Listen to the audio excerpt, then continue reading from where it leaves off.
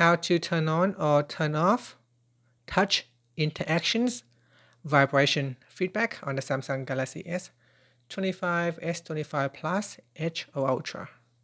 First, tap on the home button to return back to the home screen. Then swipe down at the top to open up quick settings. In here, tap on the settings icon. After that, we then scroll down and tap on sounds and vibration. And from here, we scroll down and tap on system vibration.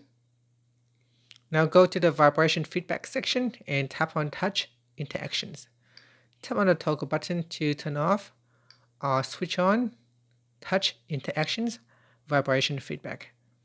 When you switch this on, every time you touch on something, it will vibrate gently to give you a feedback. If you don't like those feedback, you can simply turn off touch interactions. And that's it. Finally, tap on the home button to return back to the home screen. Thank you for watching this video.